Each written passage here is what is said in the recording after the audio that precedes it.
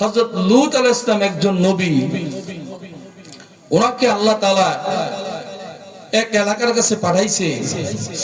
ওই এলাকার লোকেরা একটা মারাত্মক পাপ আবিষ্কার করলো, পুরুষে পুরুষে জিনা, জিনার বাংলা ভাষায় বলে সমকামিতা।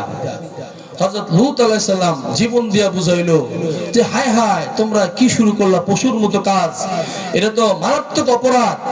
তোমরা বিয়ে শাদী করে হালাল করে স্ত্রীর সাথে তোমরা কি করো, সময় কাটাও, তোমরা এরকম নোংরামি করছো কেন? তারা মানে না। লূত আলাইহিস সালামের বিরুদ্ধে আরো ষড়যন্ত্র করা আরম্ভ করলো। হক্কানি আলেম ওলামারা যখন হক কথা সমাজে বলে, একদল খারাপ লোক আছে, একদল কি আছে অপরাধী আছে, তাদের গায়ের মধ্যে পড়ে, তখন তারা আলেম ওলামার বিরুদ্ধে লাগে। লাগে কিনা? লাগে কিনা? আলেম ওলামারা হক কথা বলে নিজের লাভে নাকি উম্মতকে বাঁচানোর জন্য? আলেম ওলামারা কি উম্মতের বন্ধু না শত্রু? উম্মতের বন্ধু। উম্মতের কি বন্ধু? আলেম ওলামারা উম্মতকে সতর্ক করে জাহান্নাম থেকে বাঁচায়। এটা কি ভালো করে না খারাপ করে? বুঝে উল্টা, বুঝে কি উল্টা। এই উল্টা বুঝলে জীবনে হেদায়েত পাইতো না, জীবনটা আরো বরবাদ হইব। হ্যাঁ, আমাকে বুঝতে হবে যে আমি কোরআন মানছি না কেন, ইসলাম মানছি না কেন, দ্বীন মানছি না কেন?